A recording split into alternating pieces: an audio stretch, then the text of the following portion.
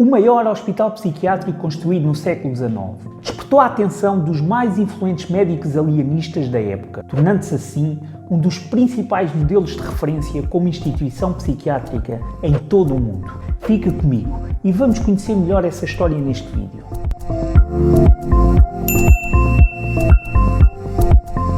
Na sequência de um reforço no século XIX sobre a implementação de respostas para a psiquiatria e saúde mental em Inglaterra, o Asilo de Anwell apresenta-se como o primeiro construído no condado de Middlesex. Foi aberto a 16 de maio de 1831 e projetado pelo arquiteto William Alderson, segundo uma linha neoclássica. Lembrando que o arquiteto também pertencia à comunidade religiosa dos Quaker, a mesma de William Tooke. Este projeto foi construído com base nos fundamentos do Decreto-Lei de 1808, que propunha a construção de asilos destinados a receber pacientes em condição de pobreza, equiparando-se assim a algumas das medidas adotadas pelo Asilo de Wakefield, que com certeza saberás se assististe ao vídeo anterior. Aproveito para lembrar que na descrição abaixo estão todas as referências utilizadas para a construção deste vídeo. Entre essas medidas adotadas está a tentativa de abolição de todas as formas de restrição mecânica, a introdução do gerenciamento moral e a implementação da terapia ocupacional através do trabalho. Estas influências ganham proporção e alcançam o seu destaque no campo da intervenção psiquiátrica devido ao desempenho de um conjunto de magistrados do condado e dois dos seus primeiros médicos. Neste contexto, vários movimentos por parte do Comitê de Gestão alinham-se no sentido de elevar e divulgar as estratégias administrativas adotadas e os meios de tratamento implementados, de modo a que o primeiro asilo de Anwell, um dos maiores do mundo à época, se tornasse um modelo de referência como instituição psiquiátrica. Desta forma, tanto pelas suas dimensões como pelo valor das suas propostas, Anwell desperta a atenção, passando a estar sob o olhar de toda a Europa. Apesar destes métodos não serem totalmente novidade, é a primeira vez que são aplicados com sucesso, em larga escala e em pacientes com quadros clínicos muito diversificados, o que atrai diferentes atenções e curiosidades em todo o mundo sobre as formas de como foram implementados. Este mérito deve-se ao Dr. William Ellis, o primeiro médico de Anwell e o primeiro a apresentar a ideia de terapia do emprego, que incentivava os pacientes a usar as suas habilidades e os ofícios já adquiridos antes do internamento. E ao Dr. John Connolly, o terceiro médico que, após a sua nomeação em 1839, se dedicou às medidas da terapia moral. É de conhecimento geral que as metodologias utilizadas tanto pelo Dr. Ellis como pelo Dr. Connolly não foram criadas por eles. Estas surgiram na sequência de um conjunto de esforços liderados por William Tooke, quando foi criado o Retreat de York em 1796, que desde então tem sido adotado pelas gerações seguintes. Contudo, a novidade assenta na eficácia destas metodologias na relação de um grande número de pacientes. Este primeiro asilo de Anwell foi construído no oeste de Londres, tendo sido originalmente projetado para receber cerca de 500 pacientes, mas em pouco tempo esse número aumentou, tornando-se assim o asilo com o maior número de pacientes do Reino Unido, levando à necessidade de ampliar e modificar a planta original. Estas adaptações deram-se logo ao fim de 2 anos e, posteriormente, em 1837, em 1857 e em 1879, sendo que todas estas adaptações procuraram responder à crescente demanda de pacientes que parecia não parar. Assim, em menos de 10 anos, Middlesex County Asylum de Anwell tornou-se o hospital psiquiátrico que mais atraía a atenção em todo o mundo e um dos mais controversos. Esta atenção deve-se ao enorme sucesso, essencialmente sobre a abolição das restrições mecânicas, como por exemplo correntes, jaulas, cintas e cadeiras de detenção, o que influenciou outros asilos a adotarem a mesma prática. Nesta medida, foram introduzidas salas acolchoadas e adaptados períodos de isolamento ou confinamento solitário em quartos com boa iluminação e aquecimento térmico adequado, onde foi possível conter inclusive os pacientes mais violentos, sem recorrer à utilização de restrições agressivas e limitação violenta dos movimentos voluntários do paciente.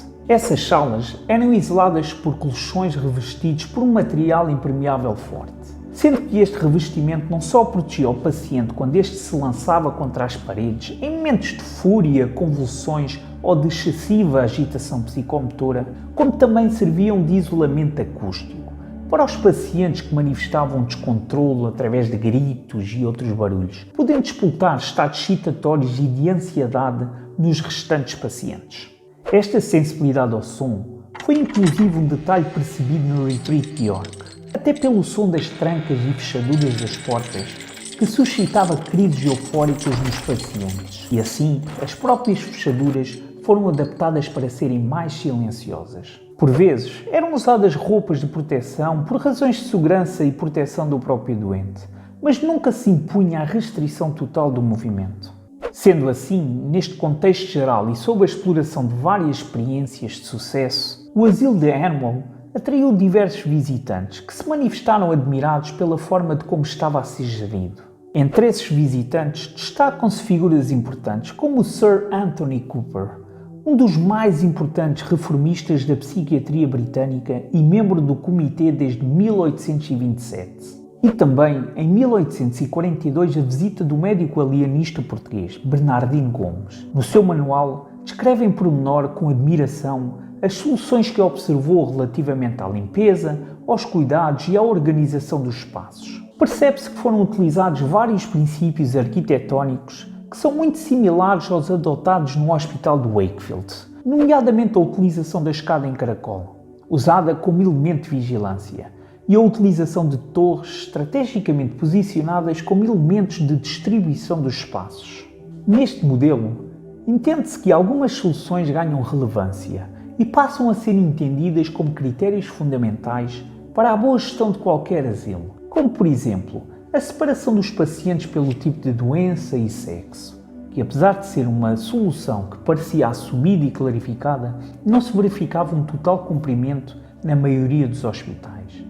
E também o próprio sistema de vigilância, através da visão panorâmica, sendo neste caso e no de Wakefield, usada às escadas de caracol. No entanto, a solução de maior relevância aplicada em Animal foi a abolição total de elementos de restrição mecânica, que, dada a sua dimensão e número de pacientes, parecia ser uma solução difícil de se aplicar. Ainda assim, revelou-se possível, o que acabou por ser impressionante para toda a comunidade médica. De qualquer modo, sentia-se uma grande evolução relativamente à forma de como se olhava a doença mental em todo o país. Surgiram novas leis, alteravam-se as lacunas das mais antigas e tornavam-se mais rigorosas as auditorias. Com isso, foram feitas várias adaptações em todas as instituições psiquiátricas da época. No entanto, é seguro dizer que foi o asilo de Animal que mais seguiu os princípios apresentados por Tuke e Pinel, tanto no critério do abandono das correntes como na utilização de elementos arquitetónicos e na organização dos espaços como resposta terapêutica. Entretanto, devido ao estado de lotação do County Asylum de Animal, começou a colocar-se em causa a eficácia e a sua filosofia inicial, e por esse motivo surgiu a necessidade de se construir um novo asilo. A proposta inicial do que viria a ser o segundo asilo referia à necessidade de este ser construído próximo do já existente. Contudo, devido à sua escala e à necessidade de ocupação numerosa, o hospital foi construído a cerca de 1,5 km da vila de Saltgate, onde foi possível encontrar um terreno adequado a estas necessidades. Este novo asilo de Middle Access foi projetado por Samuel Doakes, que foi aprendiz do James Piggott, um dos arquitetos vencedores do projeto para o asilo de Wakefield. O segundo projeto foi desenhado de acordo com o estilo da arquitetura italiana da época. A principal característica é a sua planta, que tem como base uma arquitetura linear, com um corredor que percorre todo o comprimento do hospital. Na totalidade dos seus corredores, somava cerca de 10 km. Só a fachada principal tinha aproximadamente 600 metros. São cerca de 6 campos de futebol 11 ao comprido. Apesar desta arquitetura linear ser comum aos asilos da época, este destaca-se em relação aos outros pela sua dimensão, sendo à data o maior asilo da Europa, incluindo o maior corredor em todo o Reino Unido. A inauguração do edifício deu-se em 1851, inicialmente construído para receber cerca de 1000 pacientes. No entanto, era comum as propostas iniciais não corresponderem às necessidades reais, e em pouco tempo o asilo teve de aumentar a sua estrutura, chegando a ter uma capacidade de ocupação para mais de 2500 pessoas. De forma a lidar com este constante aumento de doentes, o asilo foi obrigado a construir várias estruturas de apoio ao edifício principal, sendo que uma dessas, construída em madeira em 1903, sofreu um grande incêndio que viria a ficar marcado pela morte de 51 pacientes. Desta forma, perante diversas complicações, o hospital, que surgiu com o objetivo de apoiar o primeiro hospital do condado, acaba por se tornar um grande desafio ao nível da sua gestão, essencialmente pelos defeitos na estrutura que em pouco tempo se revelou fragilizada, tendo inclusive vindo a desabar o teto de uma das partes do edifício. Na soma de várias fragilidades, este segundo hospital psiquiátrico acabou por encerrar em 1993, sendo hoje ocupado por um condomínio habitacional de luxo, em Londres. Em contrapartida, o primeiro hospital de Middlesex continua em funcionamento, provando assim a sua consistência e qualidade mesmo nos dias de hoje. Contudo, para sobreviver ao tempo, teve de se adaptar constantemente e obedecer às novas orientações ditadas pela criação e alteração das leis, como por exemplo a Lei do Governo Local de 1888. Nesta altura, o asilo tinha cerca de 1891 pacientes, excedendo ainda assim a sua capacidade. No entanto, revelou estar capaz de continuar a oferecer qualidade e assistência. E em 1889 recebe um novo título, passando a chamar-se The London County Asylum de Hanwell. Em 1918, assume um novo nome e passa a chamar-se de London County Mental Hospital.